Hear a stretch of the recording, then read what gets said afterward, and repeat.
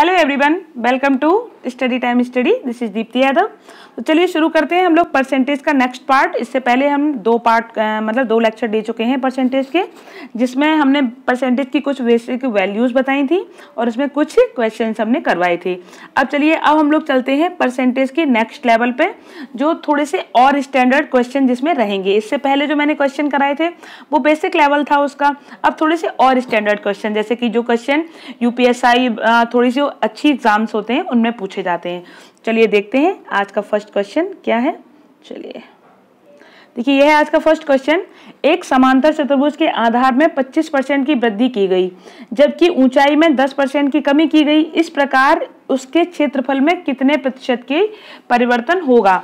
यानी कि देखिए, कोई चतुर्भुज है तो किसी भी चतुर्भुज का जो एरिया होता है वो क्या होता है, एरिया तो भाई यही होता है आधार ये ए इंटू एक सेकेंड, एरिया तो यही होता है ना, आधार गुणा ऊंचाई। ठीक है, किसी भी चतुर्भुज का एरिया यही होता है। अब अगर आपने ले लिया जैसे कि ये हो गया आपका वर्ग, तो वर्ग की चारों भुजाएं कैसी होती हैं, बराबर होती हैं, ए होती है, तो इसका क्षेत्रफल क्या हो जाता है, ए स्क्वायर हो जाता है। भाई ए इंटू ए करोगे तो ए स्क्वायर हो जाएगा।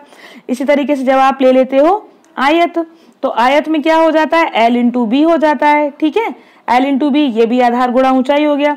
इसी तरीके से समांतर चतुर्भुज ले लीजिए, तो सबका जो जितने भी चतुर्भुज होते हैं, जितने भी रेक्टेंगल होते हैं, उनका सबका एरिया क्या होता है, सबका एरिया आधार गुणा ऊंचाई होता है। ठीक है, अब वो चीज अलग है वो कि उनकी किस तरीके से उनकी भुजाएं ली गई हैं। क्लियर। तो देखिए, तो जब उसके एक चतुर्भुज के समचतुर्भुज के आधार में 25% की वृद्धि की गई, तो हमने मान लिया कि कोई चतुर्भुज है जिसका क्षेत्रफल है जो पहले कितना था, 100 था। ठीक है, और उसमें 25% की वृद्धि की गई। तो अगर 25% की वृद्धि की गई तो जो 100 की चीज थी वो कितनी हो गई, 125 हो जाएगी। ठीक है, उसके बाद वो कह रहा है जबकि ऊंचाई में 10% की कमी की गई। अब देखिए, यहां से की गई थी वृद्धि, अब यहां से की गई 125% से, अब नीचे जाएगा 10%। ठीक है, तो जब नीचे जाएगा तो 125 का ये हमने मान लिया कितना था, 100%, और जब 25% की यहाँ पे क्या हुई थी, 25% की वृद्धि हुई थी, तो 100 का 25% हम निकालेंगे कितना होता है, 25 होता है। वही 25 हमने इसमें ऐड कर दिया तो कितना हो गया, 125% हो गया। अब वो कह रहा है कि 10% की ऊंचाई में कमी की गई। तो देखिए, जो कमी होगी ऊंचाई में वो अब कहां से होगी, वो यहां से होगी, टोटल से ही तो होगी ना कमी। ठीक है, तो अब कमी यहां से होगी, तो 125 का हम कितना निकालेंगे, 125 का 10% निकालेंगे। तो 125 का 10%, 25 25 125, 25 चौका 100, और 4 2 दूनी 4 और 2 पंच 10, यानी कितना आ गया, 12.5 पचम 25, 25 बटे 2, तो कितना आ जाएगा, 12.5 आ जाएगा। तो 12.5 अब इस 125 से घट जाएगा। तो जब इस 125 से जब हम 12.5 घटाएंगे, कितना घटाएंगे, 12.5%। तो जब ये 12.5% हम घटाएंगे इसमें से, तो कितना बचेगा हमारा ऑल ओवर, यहाँ पे एरिया कितना बचेगा हमारा, 112%, 112.5%। तो ऑल ओवर यहाँ पे हम देख सकते हैं कि नेट चेंज कितना आएगा, नेट चेंज आपका यहाँ से लेके यहाँ तक कितना आया, 12.5। ठीक है, पहले कितना था एरिया, 100 था, लास्ट में कितना बचा, 112.5, यानी कि नेट चेंज कितना आया, 12.5। तो कितने की वृद्धि हुई, 12.5 की वृद्धि होगी। तो आपका ऑप्शन बी आ जाएगा। ओके, चलिए नेक्स्ट देखते हैं। नेक्स्ट क्वेश्चन है, एक वृत्ताकार पार्क की त्रिज्या में 10% की वृद्धि की गई, उसके क्षेत्रफल में वृद्धि ज्ञात करें। तो देखिए, अभी मैंने आपको बताया था कि एक वृत्ताकार पार्क, अब जैसे वृत्त है तो जो वृत्त होता है उसका क्षेत्रफल क्या होता है, उसका क्षेत्रफल होता है पाई आर स्क्वायर। अब देखिए, ये जो पाई होता है ये तो इसमें क्या रहता है, कांस्टेंट रहता है। वेरी किसका मान करता है, वेरी करता है आर का मान। भाई आर की जैसे दो वृत्त इस तरीके से दिए गए हैं, तो पाई की वैल्यू तो इसमें भी सेम होगी और इसमें भी सेम होगी, लेकिन इनका एरिया किस चीज पे डिपेंड करेगा, एरिया डिपेंड करेगा इनकी त्रिज्या पे, इनकी आर पे। ठीक है, इनकी त्रिज्या पे डिपेंड करेगा कि मतलब इनका एरिया कितना होगा। तो यहाँ वेरी किस चीज की वैल्यू करती है, आर की, यानी कि आर का मतलब त्रिज्या की करती है। ठीक है, तो यहाँ पे वो क्या कह रहा है, त्रिज्या में 10% की वृद्धि की गई है। ठीक है, त्रिज्या में कितने की वृद्धि की गई है, 10% की वृद्धि की गई है। तो पहले हमने मान लिया कि जो सर्कल था उसका एरिया कितना था, 100% था। तो उसमें जब 10% की वृद्धि की गई तो भी कितना हो गया, 100 का 10% कितना होता है, 100 का 10%, तो 100 का 10% कितना होता है 10%। तो यही 10% इसमें क्या कर देंगे हम ऐड कर देंगे। एक सेकेंड फिर से बताती हूँ मैं, थोड़ा सा मिस्टेक हो गई थी। देखिए एरिया कितना था 100%, 100% में फिर हमने क्या किया कि क्या कह रहा है त्रिज्या में वृद्धि की गई है। अब देखिए हाँ एक चीज और मैं वहां पे बताना भूल गई कि त्रिज्या कितना क्या होता है पाई आर स्क्वायर, ये होता है आपका वृत्त का क्षेत्रफल। तो वृत्त के क्षेत्रफल में मैंने बताया ये तो कांस्टेंट रहता है, वेरी किसका मान करता है आर का। तो आर इसमें आती कितने बार है, आर इसमें आती है 2 बार, ठीक है। आर इसमें कितने बार आती है, पावर कितनी है आर की 2 पावर है, तो कितने बार आती है 2। तो यानी कि जो ये वृद्धि होगी 10% की 2 बार होगी, पहले एक बार होगी 10%, फिर जो भी वैल्यू आएगी उसकी फिर से 10% वृद्धि होगी, ठीक है। तो ऐसे पहले कितना आया, पहले 100% एरिया था तो उसमें 10% की वृद्धि हुई तो कितना हो गया 110% हो गया। फिर उसके बाद फिर से 10% की वृद्धि होगी एक बार, भाई एक बार हो गई अब फिर से एक बार करनी पड़ेगी क्योंकि 2 बार है। तो एक बार फिर से जब 10% की वृद्धि होगी तो हम देख सकते हैं कि 110 का 10% कितना होता है, तो 110 का 10% होता है आपका 11, ठीक है। तो 110 में जब हम 11 ऐड करेंगे तो कितना हो जाएगा 121% हो जाएगा, कितना हो जाएगा 121%। तो यहाँ से हम देख सकते हैं कि नेट चेंज यहाँ से यहाँ तक कितना आया, नेट चेंज आया आपका यहाँ 100 था, यहाँ 121 हो गया, कितना 21%। यानी कि तो एरिया में कितनी वृद्धि हुई 21% की, यानी कि option C is the right answer. Okay चलिए नेक्स्ट है आपका, एक वृत्त की परिधि में 5% की वृद्धि की गई, उसका क्षेत्रफल कितने प्रतिशत बढ़ जाएगा। देखिए एक वृत्त की परिधि में तो परिधि, वृत्त की जो परिधि होती है वो कितनी होती है 2 पाई आर, यही होती है ना वृत्त की परिधि, क्या होती है 2 पाई आर होती है आपकी। अब इसमें क्या कह रहा है कि उसकी वृत्त की, एक वृत्त की परिधि में 5% की वृद्धि की गई तो उसके क्षेत्रफल में कितने प्रतिशत, उसका क्षेत्रफल है वो कितना प्रतिशत बढ़ जाएगा। अब देखिए बात तो फिर से वही है कि अगर क्षेत्रफल पूछ रहा है तो क्षेत्रफल में आर कितने बार आता है, क्षेत्रफल में आर आता है 2 बार, तो फिर से 2 बार वृद्धि हमें करनी पड़ेगी, ठीक है। वहां पे इस चीज पे वैल्यू डिपेंड नहीं करेगी, वैल्यू डिपेंड करेगी क्षेत्रफल, क्षेत्रफल में आर कितने बार आता है 2 बार आता है, ठीक है। तो यहां से हम फिर से वही चीज निकालेंगे कि हमने माना एरिया कितना है, एरिया हमारा है 100%, ठीक है। एरिया हमारा 100% है तो उसमें 5% की वृद्धि हो गई तो कितना हो जाएगा, 5% से वृद्धि हो जाएगी तो हो जाएगा 105%, ठीक है। कितना हो जाएगा 105%। अब 105 से फिर से 5% बढ़ाएंगे तो 105 का 5% कितना हो जाएगा। तो देखिए वैसे तो आप डायरेक्ट निकाल लिया करिए कि 105 का 10% अगर हम निकालेंगे तो 105 का 10% कितना हो जाएगा 10.5 है ना। 105 का 10% हो जाएगा 10.5, तो 105 का 5% कितना हो जाएगा 10.5 का आ रहा यानी कि 5.25। और फिर नहीं निकाल पाते चलिए यहाँ से निकाल लीजिए, तो 105 पंजे आपका कितना हो जाएगा 525 हो जाएगा, और नीचे ये 100 है तो 100 का भाग देंगे तो कितना हो जाएगा 5.25। तो यहाँ से 105 में 5.25 ऐड करेंगे तो कितना हो जाएगा 110.25। तो यहाँ से हम देख सकते हैं कि नेट चेंज यहाँ पे कितना आएगा, नेट चेंज यहाँ से लेके यहाँ तक आया 10.25 का, यानी कि इसको हम लिख सकते हैं 10 सही 1/4%। क्लियर। तो यहाँ पे कितना नेट चेंज आया, यानी कि उसके एरिया में कितने परसेंट की वृद्धि हुई 10 सही 1/4%, यानी कि option D is the right answer. Okay चलिए नेक्स्ट है, एक ठोस गोले का व्यास 20% बढ़ गया, उसके पृष्ठ क्षेत्रफल में कितने प्रतिशत की वृद्धि होगी। देखिए अगर व्यास बढ़ा तो ऑब्वियसली त्रिज्या भी बढ़ जाएगी। भाई त्रिज्या किसको कहते हैं, ये है आपका सर्कल, ठीक है, ये है आपकी त्रिज्या और ये है आपका क्या व्यास। अगर व्यास बढ़ेगा तो त्रिज्या ऑब्वियसली बढ़ जाएगी, इसमें वो मेंशन नहीं कर रहा तो इसमें कंफ्यूज होने की जरूरत नहीं है। इतना समझ लीजिए कि वृत्त के अगर चाहे परिधि बढ़ा रहा हो, चाहे त्रिज्या बढ़ा रहा हो और चाहे व्यास बढ़ा रहा हो, हर हाल में अगर किसी भी हाल में क्षेत्रफल तो बढ़ना ही है, वो या घट रहा हो तो क्षेत्रफल घटेगा, ये सारी चीजें बढ़ रही हैं तो क्षेत्रफल बढ़ेगा। ओके ये चीज क्लियर हुई। तो यहाँ पे क्या कह रहा है, तो व्यास है वो 20% बढ़ गया, तो व्यास 20% बढ़ गया, इसका मतलब त्रिज्या भी आपकी 20% बढ़ गई। तो अब आप फिर से वही देखेंगे कि अगर त्रिज्या 20% बढ़ी है तो त्रिज्या कितने बार होती है 2 बार होती है।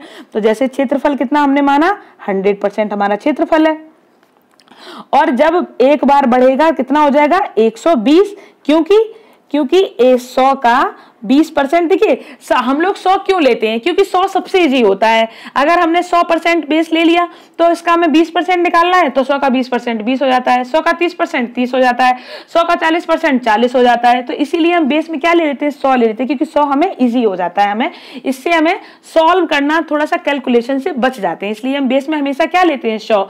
इसलिए कभी कंफ्यूज मत होना कि आप सोचो कि मैम हमेशा 100 ही क्यों लेती है। मैं 100 इसलिए लेती हूँ क्योंकि इससे सॉल्व करने में जो कैलकुलेशन थोड़ा शॉर्ट हो जाती है और आराम से हम लोग उसको सॉल्व कर सकते हैं। क्लियर। तो जैसे हमने 20% बढ़ाया तो 100 का 20% कितना हो जाता है, डायरेक्ट 100 का 20% 20% हो जाता है। तो यहाँ कितना आ गया है, कितना बढ़ गया, 20 बढ़ गया। यहाँ से कितना बढ़ेगा, 20 बढ़ गया, तो कितना हो गया, 120%। अब उसके बाद क्योंकि त्रिज्या 2 बार होती है तो एक बार फिर से 20% हमें बढ़ाना होगा। कितना बढ़ाना होगा, 20%। तो 120 का जब हम 20% निकालेंगे तो कितना हो जाएगा, एक सेकंड में भी बता रही हूँ, थोड़ा सा इसको इरेज कर रही हूँ। 120 का, हाँ अब हमें क्या निकालना है, 120 का 20% निकालना है। अब जब 120 का 20% निकालेंगे हम, हाँ अब 120 का 20%, तो देखिए बहुत इजी होता है, इससे इजी कर जाएगा, इससे कर जाएगा, 12 दूनी 24। 120 का 20% कितना हो गया, 24। वैसे आप डायरेक्ट देख सकते हैं कि 120 का 10% कितना हुआ, 12। तो 120 का 20% कितना हो गया, 24। बिल्कुल सरल है। 100 देखो ये चीजें क्या है, अपने आप में घर पे कॉपी रखे सामने खुद से किया करो कि 100 जल्दी जल्दी निकालने की कोशिश किया करो कि 100% का 10% कितना होता है, 110 का 10% कितना होता है, 120 का 10% कितना होता है, 140 का 10% कितना होता है, फिर इनका 20%। ये खुद में अपने आप से प्रैक्टिकल किया करो तो आपका थोड़ी सी देखना कैलकुलेशन कितनी जल्दी करने लगेंगे आप, और क्वेश्चन पे आपका अप्रोच कितनी जल्दी लगने लगेगा, ये आपको खुद समझ में आएगा अगर ये आप 1 से 2 दिन भी अगर इस पर थोड़ी सी मेहनत कर लेंगे। ठीक है, तो यहां से आपको पता है 120 का 10% हो जाएगा 12%, तो 120 का 20% कितना हो गया, 24%। यही 24% हम इसमें 120 में ऐड कर देंगे तो कितना हो जाएगा, 144%। अब यहां से हम देख सकते हैं कि हमारा जो नेट चेंज है वो कितना आएगा, यहाँ से हमारा नेट चेंज आ गया आपका 44%, यानी कि जो वृत्त का क्षेत्रफल है उसमें कितनी वृद्धि हो जाएगी, 44% की। आपका option B is the right answer. Okay, चलिए नेक्स्ट चलते हैं। नेक्स्ट है, एक गोले के व्यास में 10% की कमी की गई। अब देखिए यहाँ पे क्या कर दिया, उसने कमी कर दी। तो मैंने अभी आपको क्या बताया था कि अगर वो व्यास, त्रिज्या या फिर परिधि इन किसी में वृद्धि करता है तो क्षेत्रफल भी बढ़ जाएगा, और अगर कमी करेगा तो क्षेत्रफल में भी कमी हो जाएगी। क्लियर, क्षेत्रफल में क्या हो जाएगी, कमी हो जाएगी। तो यहां से हम देखेंगे कि अगर व्यास में उसने क्या की है, 10% की कमी की है, तो हमने माना कि जो क्षेत्रफल है वो कितना है, 100% है। ठीक है, क्षेत्रफल कितना है, 100% है। अब 10% की उसने क्या की है, कमी की है। क्या की है, 10% की कमी की है। तो 100 का 10% कितना होता है, 100 होता है, सॉरी 100 का 10% कितना होता है, 10 होता है। तो 100 से हम 10 घटाएंगे तो अब कितना बचेगा एरिया हमारा, अब एरिया बचा हमारा 90%। क्लियर। उसके बाद फिर से 2 बार घटाएंगे ना, क्योंकि वृत्त में जो त्रिज्या होती है वो कितने बार होती है, 2 बार होती है, तो 2 बार घटाना पड़ेगा हमें। तो कितना बचा, 90% बचा एरिया। अब फिर से 90 का अगर 90 का 10% निकालेंगे तो 90 का 10% बिल्कुल सरल कितना होता है, 9 होता है। बिल्कुल सही है आपकी बात। तो कितना आ गया, 9%, यानी कि 10% कितना हो गया, 9। तो 90% से जब हम 9% घटाएंगे तो कितना बचेगा, आपका 81% बचेगा। क्लियर, कितना बचेगा, 81%। तो यहाँ से हम देखेंगे कि नेट चेंज कितना आएगा, नेट चेंज आ गया आपका 19%। लेकिन क्या है यहाँ पे, सॉरी यहाँ पे क्या पूछा गया, यहाँ पे आयतन पूछा गया है। आई एम सॉरी, कि क्या पूछा गया है, आयतन पूछा गया है। तो मैंने ये चीज थोड़ा सा नोटिस नहीं की थी, तो मैं फिर से आपको एक बार बता देती हूँ। मैं इसको इरेज करती हूँ। देखिए यहाँ पे क्या पूछा गया है, यहाँ पे आयतन पूछा गया है। तो जो वृत्त का आयतन होता है वो क्या होता है, वो होता है आपका 4/3 पाई आर क्यूब। अब देखिए यहाँ पे हम फिर से एक चीज देखेंगे कि जो पाई 4/3 पाई होता है, ये पूरी वैल्यू क्या रहती है, कांस्टेंट रहती है। जो वृत्त का आयतन होगा वो कहां से वेरी करता है, वो करता है त्रिज्या से, क्योंकि त्रिज्या ही बदलती है, क्योंकि त्रिज्या कांस्टेंट नहीं होती है। ये चीज क्या होती है, ये चीज हमारी कांस्टेंट होती है। तो त्रिज्या से हमें पता चलता है। तो 4/3 पाई का इसमें कोई मूल नहीं है, इसकी कोई वैल्यू नहीं है। वैल्यू किसकी है, आपकी त्रिज्या की। तो त्रिज्या यहाँ पे कितने बार आएगी, त्रिज्या आएगी आपकी 3 बार। तो आयतन है वो हमें कितने बार वेरी करना पड़ेगा, 3 बार करना पड़ेगा। क्लियर, क्योंकि त्रिज्या इसमें कितनी है, 3 बार है, यानी कि यहाँ पे आर कितने बार है, 3 बार है, तभी तो आर क्यूब है ना, 4/3 पाई आर क्यूब होता है। क्लियर। तो अब हमने देखा कि माना किसी गोले का जो आयतन है वो पहले कितना था, वो पहले था आपका 100। क्लियर, पहले गोले का आयतन कितना था, 100 था। अब मैं इसको इरेज कर रही हूँ थोड़ा सा स्पेस करने के लिए। क्लियर, थोड़ा सा इसको इरेज कर रही हूँ। तो हमने पहले माना कि आयतन जो था, वॉल्यूम कितना था, पहले 100% था। फिर उसमें आपकी क्या की गई, 10% की कमी की गई। क्या की गई, 10% की कमी की गई। तो 100 का 10% कितना होता है, 10 होता है। तो 100 से जब 10% घटाएंगे तो कितना आएगा, 90%। क्लियर, फिर क्या करेंगे कि 90% से फिर से 10% कम करेंगे, क्योंकि कमी हो रही है। तो 90 का 10% कितना होता है, 90 का 10% कितना होता है, 9 होता है। क्लियर, कितना होता है, 9 होता है। तो 90 का जब हम 90 से 9 कम करेंगे तो अब कितना बचेगा, अब बचेगा हमारा 81%। क्लियर, कितना बचेगा, 81%। लेकिन हमें कितने बार घटाना है, 3 बार घटाना है हमें। ठीक है, तो अब ये यहाँ पे ये वाली वैल्यू मैं यहाँ लिख रही हूँ। तो कितना बचा, 81%। अब 81 का फिर से हमें कितना निकालना है, 10% निकालना है। तो 81 का 10% निकालना बहुत सरल है, बहुत ईजी है। 81 का आप कितना निकालेंगे, 10%। देखो 0 से 0 कट जाएगा, सीधा सीधा ये वाला 0 यहाँ पे कितना आ जाएगा, पॉइंट आ जाएगा। इस वाले 0 की वजह से यहाँ कितना आ जाएगा, पॉइंट। तो कितना आ गया, 81 का 10% है, कितना आ गया, 8.1% आ गया। क्लियर, कितना आ गया, 8.1%।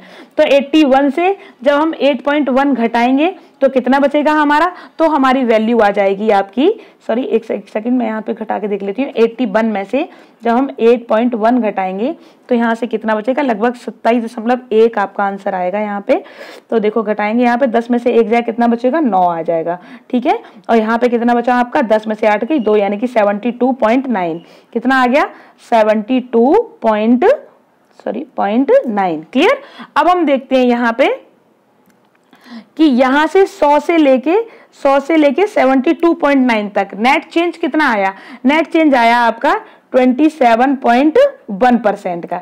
27, सॉरी थोड़ा सा स्पेस की कमी है मेरे पास, तो थोड़ा सा एडजस्ट कीजिएगा, इरिटेट मत होइएगा। देखिए मैं पढ़ाती बहुत अच्छा हूँ और बताती बहुत अच्छा हूँ, समझाती बहुत अच्छा हूँ, लेकिन बस थोड़ी सी रिसोर्सेज की अभी प्रॉब्लम है, क्योंकि अभी मेरी स्टार्टिंग है थोड़ा सा, तो थोड़ी सी रिसोर्सेज की प्रॉब्लम है, इसलिए थोड़ा सा एडजस्ट कीजिएगा।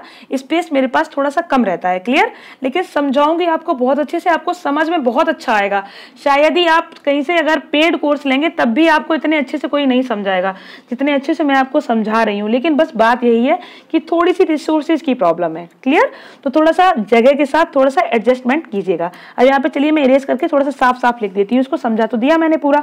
देखिए पहले किसी गोले का वॉल्यूम कितना था, 100% था, फिर इससे मैंने -10% किया तो कितना बचा, 90%। क्लियर, उसके बाद फिर से 10% मैंने लेस किया तो कितना बचा था आपका, 81%। क्लियर, उसके बाद फिर से हमने 10% लेस किया तो कितना बचा था, 72.9%। ये आपका ऑल ओवर आ गया था। ठीक है, सॉल्व करने के बाद उसके बाद हम देखेंगे कि यहां से लेके यहां तक नेट चेंज कितना आया, नेट चेंज आया आपका 27.1%।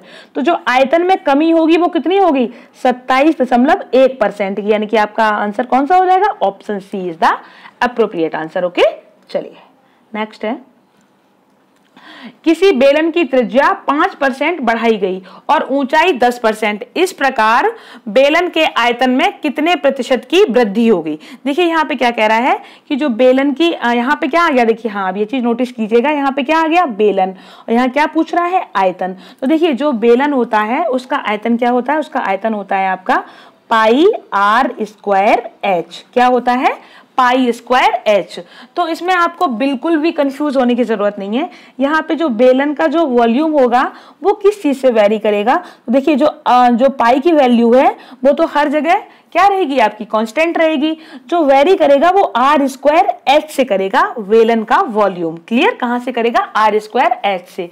तो यहाँ पे r कितने बार आया हुआ है, 2 बार, h कितने बार आया हुआ है, 1 बार। क्लियर, h कितने बार आया हुआ है, 1 बार। तो ऑल ओवर जो हमारा आयतन होगा उसमें हमें कमी करनी होगी या वृद्धि करनी होगी, वो कितने बार करनी होगी, 3 बार करनी होगी। अगर वैल्यू सेम दी गई है तो, अगर जो वैल्यू अलग अलग दी गई है, जैसे यहाँ पे त्रिज्या 5% बढ़ाई गई है और ऊंचाई 10% बढ़ाई गई है तो कोई दिक्कत नहीं है। सेम चीज अगर त्रिज्या 5% बढ़ाई गई है तो त्रिज्या को हम 2 बार 5% बढ़ा लेंगे, और ऊंचाई 10% बढ़ाएगी त्रिज्या, तो ऊंचाई को सिर्फ 1 बार 10% बढ़ाएंगे। इसमें कंफ्यूज होने की बिल्कुल भी जरूरत नहीं है। ओके, चलिए अब देखिए, अब यहाँ पे हम देखते हैं कि जो आपकी त्रिज्या है वो कितने बार बढ़ाई गई है, त्रिज्या 5% आपकी बढ़ाई गई है। तो हमने माना कि जो वेलन का वॉल्यूम है वो कितना है, वो है आपका 100%। क्लियर, कितना है 100%। अब जब ये 5% बढ़ाया गया, 5% बढ़ाया गया तो कितना हो जाएगा, 105% हो जाएगा। क्लियर, और उसके बाद फिर से 5% बढ़ाया जाएगा क्योंकि त्रिज्या 2 बार वेरी करती है, 2 बार आती है, तो 2 बार बढ़ाया जाएगा। ठीक है, तो 105 का जो 5% होगा वो कितना हो जाएगा, वो अभी मैंने आपको बताया था कि 105 का 10% कितना हो जाएगा, 10.5, तो 5% कितना हो जाएगा 5.25। तो जब यहाँ पे हम 5.25 इसमें ऐड करेंगे तो कितना हो जाएगा, 110.25% हो जाएगा। क्लियर, अब 110.25% हो गया। फिर वो कह रहा है कि ऊंचाई अभी कितने बढ़ाई गई है, ऊंचाई 10% बढ़ाई गई है। तो अभी 110.25 में हमें 10% और बढ़ाना है। ठीक है, तो 110.25 का हमें क्या निकालना है, 10% अभी और निकालना है। क्लियर, तो यहाँ 0 से 0 कट जाएगा। अब यहाँ पे कितना बचा, यहाँ पे 0, यहाँ पे एक 0 बचा, तो इस एक 0 की वजह से यहाँ जो एक पॉइंट है वो एक और खिसक जाएगा, तो यहाँ कितना हो जाएगा, यहाँ 11 बचेगा, 11.025 हो जाएगा। कितना हो जाएगा, 11.025 आपका आ जाएगा। तो यहाँ पे जब हम 110.25 में 11.025 को जब हम ऐड करेंगे तो टोटल ऑल ओवर जुड़ के कितना हो जाएगा, ये हो जाएगा आपका 121.275। क्लियर, क्या हो जाएगा, 121.275। तो नेट चेंज हम यहाँ से यहाँ तक देखेंगे तो कितना हो जाएगा, 21.275% का। क्लियर, तो यहाँ पे आंसर हमारा कौन सा आ गया, आंसर हमारा आ गया option C. Option C is the appropriate answer. Okay, चलिए नेक्स्ट चलते हैं। एक घन की भुजा में 10% की वृद्धि की गई। कितनी वृद्धि की गई, 10% वृद्धि की गई। तो उसके आयतन में कितने प्रतिशत की वृद्धि होगी। तो देखिए, जो घन की भुजा है तो घन का जो वो होता है आयतन, वो क्या होता है, a क्यूब होता है। क्या होता है, a क्यूब। तो यानी कि इसमें जो भी कमी होगी या वृद्धि होगी वो कितने बार घटाएंगे बढ़ाएंगे, उसको 3 बार घटाएंगे बढ़ाएंगे, क्योंकि इसमें क्या आता है, जो भुजा आती है वो कितने बार आती है, 3 बार आती है। तो जो घटाएंगे बढ़ाएंगे वो कितने बार घटाएंगे बढ़ाएंगे, 3 बार हम लोग घटाएंगे बढ़ाएंगे। ओके, तो देखिए, तो हमने माना कि जो घन है उसका जो वॉल्यूम था वो कितना था, 100% था। क्लियर, कितना था, 100% था। फिर उसमें हमने क्या किया, 10% बढ़ाया, तो कितना हो गया, 110% हो गया। फिर से 10% बढ़ाएंगे तो 110 का 10% होता है आपका 11, तो ऐड करेंगे तो कितना हो जाएगा, 121%। ठीक है, कितना हो जाएगा, 121%। फिर से 10% बढ़ाएंगे तो 121 का 10% कितना होता है, 121 का 10% होता है 12.1। कितना होता है, 12.1। तो जब 12.1 को हम 121 में जोड़ेंगे तो कितना हो जाएगा आपका, ये आपका हो जाएगा 133.1। क्लियर, कितना हो जाएगा, 133.1। तो यहां से लेके यहां तक जो नेट चेंज आएगा वो कितना आ जाएगा, 33.1% का, 33.1% का। यानी कि तो आपका आंसर कितना आ जाएगा, कौन सा आ जाएगा, option D. Option D is the right answer. Okay, चलिए नेक्स्ट है, एक हॉल की लंबाई चौड़ाई ऊंचाई क्रमशः 10%, 20% और 10% घटाई गई। क्या कर रहा है, घटा रहा है यहाँ पे। तो हॉल के आयतन में कितने प्रतिशत का परिवर्तन होगा। देखिए, जो हमारा हॉल होता है वो क्या होता है, वो एक घनाभ होता है। क्या होता है, घनाभ होता है। ठीक है, जो मतलब हॉल क्या, कमरे को हम क्या कहते हैं, कमरे को हम क्या बोलते हैं, कमरा एक घनाभ टाइप में होता है। मतलब अगर कभी भी कमरा बोले तो वहां पे आप क्या करेंगे, घनाभ का एरिया या घनाभ का वॉल्यूम आप लगा देंगे। ठीक है, तो यहाँ पे भी क्या कह रहा है, एक हॉल है, एक हॉल है जिसकी जो लंबाई है, चौड़ाई है, ऊंचाई है, तो वो क्या करी गई है, 10%, 20%, 10% घटाई रही है। बराबर क्या कर रहे हैं, घटा रहे हैं। तो हमने माना कि जो हॉल है वो उसका आयतन पहले कितना था, पहले था 100%। क्लियर, 100% के बाद जब उसमें 10% उसको बढ़ाएंगे तो कितना हो जाएगा, वो हो जाएगा आपका 110%। फिर से घटा रहे हैं, एक सेकेंड, कितना हमने माना, वॉल्यूम था आपका 100%। फिर क्या किया उसमें 10% उन्होंने घटाया है, तो 10% जब हम घटाएंगे तो कितना बचेगा, ये 90% बचेगा। क्लियर, कितना बचेगा 90%। जब हम फिर से क्या करेंगे इसको, फिर हमें इसको 20% कम करना है। क्या करना है, 20% कम करना है। तो 90 का अभी हमने निकाला भी था लेकिन फिर से निकाल लेते हैं। 90 का 10% 9 होता है, तो 90 का 20% कितना हो जाएगा, 18 हो जाएगा। बिल्कुल इजी, कितना हो जाएगा 18।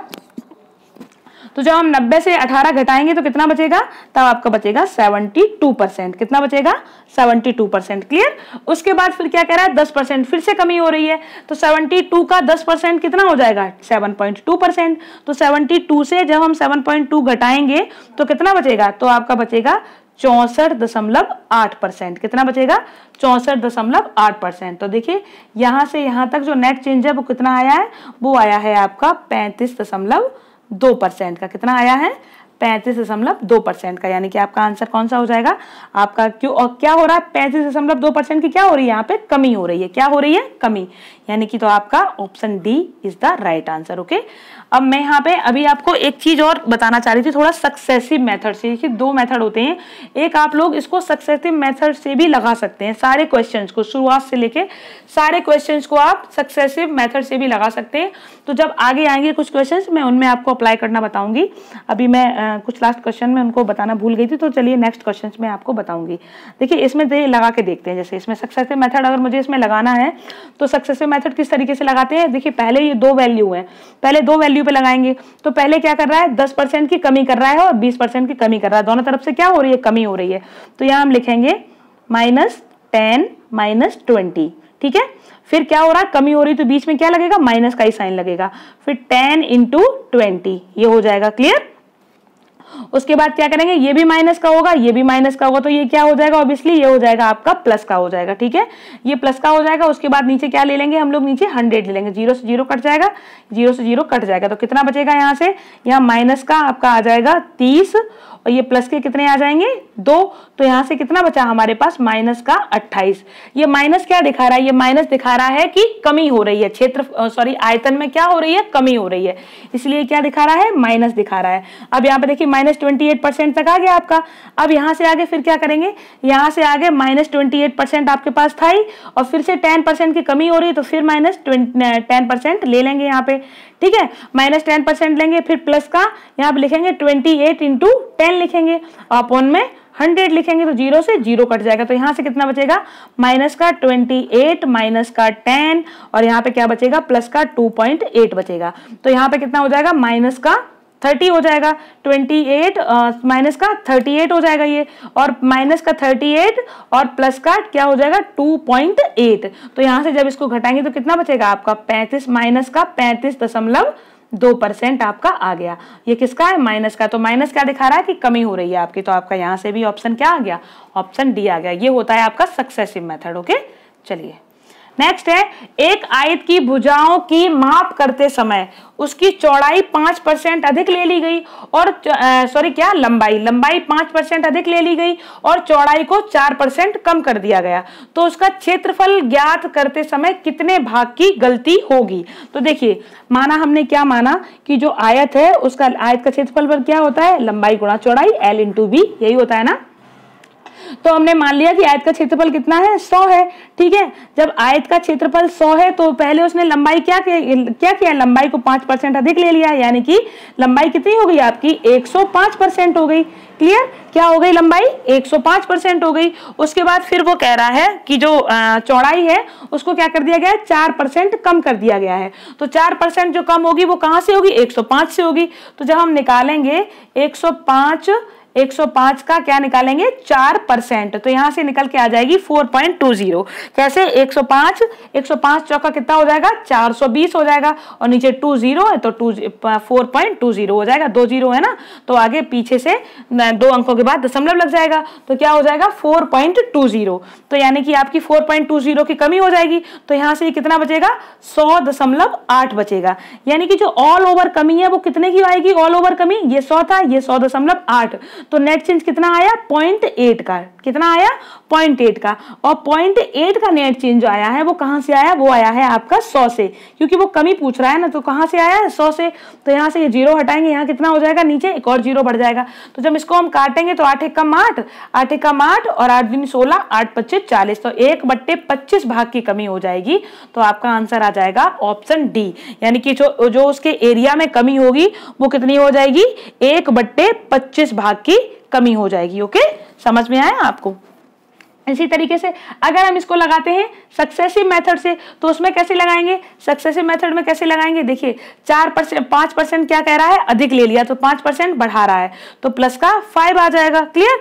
फिर 4% कम कर रहा है तो ये माइनस का 4 आ जाएगा। ओके, उसके बाद फिर बीच में क्या करेंगे, माइनस ले लेंगे, क्योंकि एक प्लस का एक माइनस का, तो क्या हो जाएगा, माइनस का साइन आ जाएगा, तो ये 5 हो जाएगा, ये गुणा 4 हो जाएगा, और 100/100 कर लेंगे, तो 5 चौका 20, 25 100 हो जाएगा। कितना हो जाएगा, 20 25 100 हो जाएगा। तो यहाँ से हम देखेंगे तो यहाँ से ये कितना बचा, 5 - 4 कितना बचा, 1 बचा यहाँ से, और 1 - 1/5। तो यहाँ से जब हम देखेंगे तो 5 एकम 1 - 1/5 को जब सॉल्व करेंगे तो 5 एकम 5, 5 से 1 घटाओ तो कितना बचा 4। तो यहाँ से हमारे पास कितना आ गया 4/5, यानी कि एरिया में कितनी कमी हो गई, यानी कि एरिया पहले 5 था, अब कितना रह गया, 4 रह गया। और जब किसी भी चीज को हमें परसेंटेज में चेंज करना होता है तो हम क्या करते हैं, 100 का गुणा करते हैं। तो हम इसमें क्या कर देंगे, 100 का गुणा कर देंगे, 100 का गुणा करेंगे तो यहाँ से इसको जब देंगे तो कितना हो जाएगा, 25 आ जाएगा, 4 का 100 में भाग देंगे तो क्या आ जाएगा, 25 पंजे 125, यानी कि 1/125 भाग की कमी हो जाएगी, यानी कि यहाँ से भी आपका ऑप्शन डी आ गया। ओके, आई होप आपको अच्छे से क्लियर हो गया होगा। चलिए हम लोग नेक्स्ट करते हैं। नेक्स्ट है, किसी आयत की लंबाई 50% बढ़ाई गई और उसकी चौड़ाई p% घटाई गई, यदि आयत का क्षेत्रफल अब भी पहले जितना ही है तो p का मान क्या होगा, यानी कि p की वैल्यू क्या होगी। तो देखिए हम यहां से करते हैं कि जो आयत है, जैसे हमने मान लिया कि कोई आयत था तो उसका जो क्षेत्रफल था वो क्या था, 100 था। 100 का मतलब उसकी लंबाई कितनी रही होगी, लंबाई 20 रही होगी और चौड़ाई 5 रही होगी, क्लियर। तो ये क्या हो गया, ये उसका क्षेत्रफल हो गया। फिर वो कह रहा है कि यदि उसकी जो लंबाई है वो कितनी बढ़ाई गई, 50% बढ़ाई गई। तो लंबाई अगर 50% बढ़ाई गई तो 20 का 50% कितना हो जाएगा, 20 का 50% हो जाएगा 10, ठीक है। 20 का 50% कितना हो जाएगा 10, तो 20 और 10 कितनी हो जाएगी 30, और ये हमें पता नहीं कि ये कितनी बढ़ाएगी, तो इसको हम क्या कर लेंगे, x कर लेंगे, क्लियर। क्या कर लेंगे, x कर लेंगे। और यहाँ से ये क्या x नहीं, क्योंकि बढ़ाई गई है ना, तो इसको हम बाद में घटा लेंगे। अभी हम इसको सिंपली सॉल्व करने के लिए यहाँ पे केवल इसको x मानते हैं, और ये क्या है, ये अभी भी 100 है। तो यहाँ से हम x की वैल्यू निकालने के लिए क्या करेंगे, 100/30 कर देंगे, यानी कि अब जो चौड़ाई है आपकी वो कितनी हो गई है, 10/3 हो गई है। तो पहले चौड़ाई थी आपकी 5, अब हो गई 10/3, तो यानी कि कमी कितने की हुई, तो हम क्या करेंगे, 5 में से 10/3 को घटा लेंगे, ठीक है। 5 में से 10/3 को घटा लेंगे। अब मैं इसको इरेज कर रही हूँ। अब देखिए क्या करेंगे, 5 में से 10/3 को घटा लेंगे, तो 5 दिया 15, 15 में से 10 जाएगा तो कितना बचेगा, 5 बचेगा, यानी कि अब जो चौड़ाई है वो कितनी रह गई, 5/3 रह गई। तो जो ये 5/3 है, जो पहले वाली चौड़ाई है वो कितनी थी, 5 थी, तो उसका कितना परसेंट होगी, तो 5 से 5 कट जाएगा, बस 100/3। 100/3 का मतलब क्या हो गया, एक सेकंड इसको आप अच्छे से मैं सॉल्व कर दूं, थोड़ा सा आपको कम क्लियर हुआ होगा। देखिए यहाँ से हमें अब क्या निकालना है, यहाँ से ये निकालना है, अब हमारी चौड़ाई कितनी आ गई, 5/3 आ गई। और पहले चौड़ाई थी कितनी, पहले चौड़ाई थी आपकी 5%, ठीक है। हमने 5 माना था, मतलब क्योंकि 100 हमने एरिया माना था, तो 20 हमने लंबाई मान ली थी, 5 हमने चौड़ाई मान ली थी। तो ये क्या था, पहले चौड़ाई हमारी 5 थी, तो ये 5 है, 5/3 का कितने परसेंट होगा, हमें ये निकालना है। तो हम यहाँ पे ये देखते हैं कि ये तो अपने आप में पूरी भिन्न है ही है, ठीक है। यहाँ पे इसके नीचे हम क्या मान लेते हैं, 1 मान लेते हैं, तो इसका गुणा हो जाता है और इसका गुणा हो जाता है, तो क्या हो जाएगा, ये 5/3 गुणा 5, और परसेंटेज निकालने के लिए हम 100 का गुणा कर देते हैं, 5 से 5 कट जाएगा, तो कितना बचेगा, 33 सही 1/3% की उसमें जो चौड़ाई है वो कितनी घटाई गई, 33 सही 1/3% घटाई गई, यानी कि तो आपका कौन सा आंसर आ जाएगा, ऑप्शन सी आपका आंसर आ जाएगा, यानी कि option C is the right answer. Okay, देखिए अगर हम इसको करना चाहे तो डायरेक्ट भी कर सकते हैं, टाइप सेकंड कैसे कर सकते हैं, देखिए क्या है, जो लंबाई है वो कितनी बढ़ाई गई है, एक सेकंड, हाँ लंबाई कितनी बढ़ाई गई, लंबाई 50% बढ़ाई गई है। तो 50% की जो फ्रैक्शन है वो कितनी होती है, 1/2 होती है। तो 2 से कितनी बढ़ाई गई, 1 बढ़ाई गई, कितनी हो गई, 3 हो गई। तो 2 से 3 हो गई, यानी कि कितनी बढ़ गई, 1 कहां से बढ़ गई, 3 से, और 1 3 का कितने % होगा, तो यहां से भी 33 से ही 1/3% आपका आ जाएगा। ओके, या फिर ऐसे मान लो कि पहले कितना था, पहले आपका था पहले जो आपकी एरिया था वो कितना था, 100 हो गया। अब लंबाई 50% बढ़ाई गई तो कितनी हो गई, 150 हो गई। 150 हो गई तो यहाँ से ये कितना बढ़ गया, 50 बढ़ गया। और फिर हमें कम करना पड़ेगा, तो कहाँ से कम करेंगे अब, क्योंकि अब घट गई है ना, क्योंकि चौड़ाई घटाई गई है। तो अब हम कम करेंगे, तो कम कहाँ से करेंगे, 150 से हम कम करेंगे, जो मैंने आपको पहले दिन सिखाया था। तो हम 150 से कम करेंगे, कितना कम करेंगे, 50। कहाँ से कम करेंगे, 150 से, कितना %, तो 50 दिया 150, 33 सही 1/3%। देखिए 3 तरीके से आपको बता दिया, जैसे आपको अच्छा लगे आप उस तरीके से इसको अप्लाई कर सकते हैं। तो option C is the right answer. Okay, चलिए अब चलते हैं नेक्स्ट क्वेश्चन पे। नेक्स्ट क्वेश्चन कह रहा है, गोपाल अपनी मासिक आय का 30% भोजन पर खर्च करता है। किस पर खर्च करता है, भोजन पर, ठीक है। और शेष का 40% परिवहन पर खर्च करता है। इसके बाद शेष का 50% बचाता है। यदि उसकी मासिक आय 18,400 हो तो वह प्रतिमाह कितने रुपए बचाता है। तो देखिए एक चीज यहाँ पे देखिए, यहाँ पे नोटिस करिएगा कि अगर हमने मान लिया कि गोपाल की जो मासिक आय है वो कितनी है, वो हमने मान लिया कि गोपाल की मासिक आय है आपकी 100, ठीक है, कितनी है, 100% है गोपाल की मासिक आय। ओके, फिर वो कह रहा है कि उसमें से जो 40% है वो किस पे खर्च करता है, परिवहन पे खर्च करता है, ठीक है। तो इसका रोल तो खत्म हो गया। 40% का अब कितना बचा कि 40% वो परिवहन नहीं, सॉरी 30% भोजन पर खर्च करता है। सबसे पहला स्टेप क्या है कि वो 30% आपका भोजन पर खर्च कर रहा है। तो पहले यहाँ पे क्या कर लेंगे, 30% उसका भोजन पर खर्च हो गया। उसके बाद वो कह रहा है शेष का 40%। अब इस चीज पे थोड़ा ध्यान देना, लैंग्वेज पे ऐसे क्वेश्चन क्या होते हैं, बहुत इजी होते हैं, लेकिन बस इसमें किसका खेल होता है, लैंग्वेज का खेल होता है। ये क्वेश्चन लैंग्वेज बेस्ड होते हैं, ठीक है, इसमें कंफ्यूज होने की बिल्कुल भी जरूरत नहीं है। तो यहाँ क्या कह रहा है, शेष का, यानी कि शेष अब आपके पास क्या बचा, 30% तो आपने भोजन में खर्च कर ही दिया। अब आपके पास शेष बचा 70%, ठीक है। तो कह रहा है 70 शेष का 40%, यानी कि 70 का 40%। तो 70 का 40% कितना हो जाएगा, 7 चौका 28, यानी कि 28%। 70 का 40% कितना हो गया, 28% हो गया। क्लियर। तो कह रहा है शेष का 40% किस पर खर्च कर रहा है, परिवहन पर खर्च कर रहा है। तो जब शेष का 40% उसने खर्च कर लिया परिवहन पर, तो 70 में से 28% परिवहन पर हो गया। तो अब कितना बचा, अब यहां से बचाइए 42%।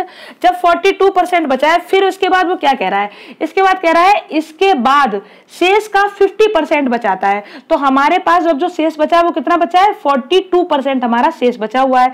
और 42% का भी 50% वो बचा रहा है, यानी कि 42% से भी अभी वो इसका आधा अभी और खर्च कर रहा है। तो 42 का 50% कितना हो जाएगा, 21% हो जाएगा। कितना हो जाएगा, 21%, क्योंकि 21, तो ये 21% है, वो अभी खर्च और कर रहा है। और बचा कितने रहा है, बचा रहा है वो ये वाले 21% वो बचा रहा है। क्लियर।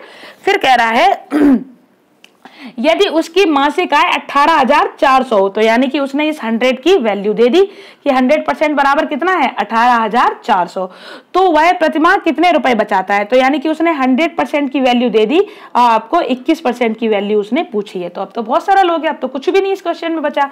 देखिए क्या आ गया, अगर 100% की वैल्यू आपकी कितनी है, 18,400, तो निकालना कितना है आपको, 21% निकालना है। तो सो इजी, कैसे करेंगे, 18,400 बट्टे 100 गुणा 21, इससे 100 काट देंगे, इससे 100 काट देंगे, 21 चौका 84, यानी कि जो यूनिट डिजिट है वो कितना हो जाएगा आपका 4 होगा। तो यूनिट डिजिट देख लो किसमें 4 है, इसमें 4 है, तो केवल यही आपका आंसर होगा, ऑप्शन बी। बाकी आप सॉल्व करके गुणा करके देख लीजिएगा, आंसर यही आएगा। ओके, चलिए नेक्स्ट करते हैं। नेक्स्ट है, नारायण अपने मासिक वेतन का 30% शिक्षा पर व्यय करता है, शेष का 50% भोजन पर तथा परिवहन पर व्यय करता है। इसके बाद शेष में से 1,000 रुपए मकान का किराया देता है। अंत में उसके बाद 1,800 रुपए बचते हैं उसके पास। तो नारायण का मासिक वेतन ज्ञात कीजिए। तो देखिए नारायण का जो मासिक वेतन है, तो हमने मान लिया वो कितना है, वो है आपका 100%। क्लियर। फिर वो कह रहा है कि मासिक वेतन का 30% वो किस पर खर्च कर रहा है, शिक्षा पर खर्च कर रहा है। तो 30% हमने निकाल दिया, वो अपनी एडुकेशन पे खर्च कर रहा है। क्लियर। अब उसके बाद कितना बचा, शेष का 50%। अब देखिए एडुकेशन पर खर्च होने के बाद जो शेष बचा वो कितना बचा आपका, वो बचा आपका 70%। 70% में से कह रहा है कि शेष का 50%, यानी कि 70% का 50%, तो 70% का 50% कितना हो जाएगा, 35%। क्लियर। 35% कह रहा है भोजन पर खर्च कर रहा है, तो ये किस पे हो जा रहा है, उसका भोजन पे खर्च कर रहा है। तो जब 35% भोजन पे खर्च कर रहा है तो अब कितना बच रहा होगा, 35% ही उसके पास और बचा होगा। फिर कह रहा है कि भोजन पर खर्च करता है, भोजन तथा परिवहन पर व्यय करता है, वो 35% ये वाले भोजन तथा परिवहन पर। उसके बाद कह रहा है कि इसके बाद शेष में से वो 1000 रुपए मकान का किराया देता है। अब वो 1000 रुपए क्या दे रहा है, मकान का किराया, और उसके बाद वो 1800 रुपए बचा भी ले रहा है। तो टोटल कितना हो गया, 2800 रुपए हो गया। ये 2800 रुपए हैं कौन से, इन्हीं 35% की वैल्यू है, क्योंकि ये 30% उसने किस पे खर्च कर दिया, एडुकेशन पे, यानी कि शिक्षा पे। उसके बाद उसके पास बचा था 70%, तो 70% का उसने 50% ये किस पे कर दिया था, भोजन और परिवहन पे। अब कितना बचा था, अब उसके पास बचा था 35%, तो इसी 35% में से उसने 1000 रुपए मकान का किराया दे दिया और 1800 रुपए उसने बचा लिए, और टोटल ऑल ओवर उसके पास कितने 2800 रुपए मतलब उसके पास बचे थे भोजन और शिक्षा और परिवहन पे खर्च करने के बाद। तो यही 2800 रुपए कितने की वैल्यू है, 35% की वैल्यू कितनी है, 2800 रुपए। तो आपसे 100% की वैल्यू उसने पूछी हुई है। अब तो सो इजी, अब तो हम लोग बिल्कुल आराम से कर लेंगे कि 35% बराबर कितना है, 35% बराबर है आपका 2800 रुपए। एक सेकेंड थोड़ा सा साफ कर लूं इसको। 35% बराबर हो गया आपका 2800 रुपए। तो अब आपको 100% निकालना है, तो बहुत इजी है आपका। 2800 बट्टे 35 इंटू 100 से सॉरी ये तो नहीं कटेगा, 35 7 25 35 7 चौका 28, यानी कि 400 हो गया। 5 से काटेंगे, 5 दूनी 20, 20 चौका 80, यानी कि 8000 आ गया आपका। Option D is the right answer. Okay चलिए अब करते हैं नेक्स्ट है आपका, श्री गिरधर घरेलू चीजों पर अपनी मासिक आय का 50% खर्च करता है। ठीक है, किस पे खर्च करता है, घरेलू चीजों पर अपनी मासिक आय का 50% खर्च करता है। शेष में से 50% परिवहन पर, 25% मनोरंजन पर, 10% खेल कूद पर खर्च करता है तथा 900 रुपए की बचत करता है। तो बताइए श्री गिरधर की मासिक आय क्या है। तो देखिए अब हमने देखा कि जो श्री गिरधर जी हैं उनकी जो मासिक आय है वो कितनी है, वो है आपकी 100%। क्लियर, कितनी है 100%। 100% में से वो 50% अपना किस पे खर्च कर रहे हैं, घरेलू चीजों पे खर्च कर रहे हैं वो। तो उनके पास बचेगा कितना, उनके पास बचेगा आपका 50%। फिर कह रहा है कि शेष में से 50% परिवहन पर, यानी कि जो 50% बचा हुआ है इसका शेष, तो 50% का भी 50% निकालेंगे तो कितना हो जाएगा 25%। तो ये 25% उन्होंने किस पे खर्च कर लिया, परिवहन पर।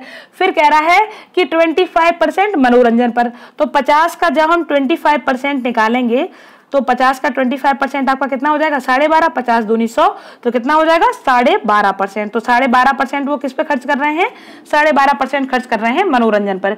फिर कह रहे हैं कि 10% खेल कूद पर खर्च कर रहा है। तो 50 का 10% कितना होता है, 5 होता है। तो 50 का जो 10% है वो किस पे उनका खर्च हो रहा है, खेल कूद पे खर्च हो रहा है। कितना, 5%। किस पे खर्च हो रहा है, खेल कूद पे। तो यहाँ पे हम ऑल ओवर देख सकते हैं कि उनका कितना खर्चा हो गया, उनका खर्चा आपका हो गया 25 ये और 12 5 17 ये। तो 25 और 10 कितने हो गए 35, और 35 और 7 42, यानी कि 42.5 उनका खर्चा ये हो गया। तो यानी कि 50% ये खर्च हो गए थे और 42.5 उनके ये खर्च हो गए।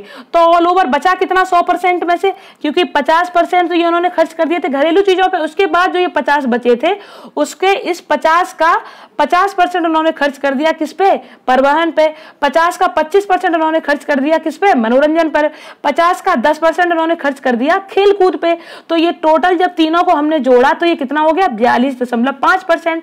तो जब 50 में से 42.5% हमने घटाया तो कितना बचा हमारे पास बचेगा 7.5%। तो इसी 7.5% की वैल्यू कितनी दे रहा है, 900 दे रहा है, और 100% की वैल्यू हमसे पूछ रहा है। क्लियर, तो अब निकाल लेंगे, अब तो बहुत इजी है।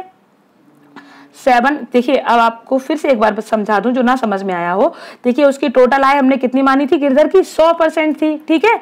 उसमें 50% उन्होंने वो खर्च कर लिया था घरेलू सामान में। उसके बाद 42.5% उन्होंने जो परिवहन पे, मनोरंजन पे और खेल कूद में खर्च कर दिया था। ऑल ओवर ये 50, 40, 90 और 2 कितना हो गया, 92.5% हो गया। तो जब 100 में से 92.5% वो खर्च कर चुके हैं तो यहाँ से कितना बचा उनके पास बचा 7.5%। क्लियर, कितना बचा, 7.5% उसके पास बचा हुआ है।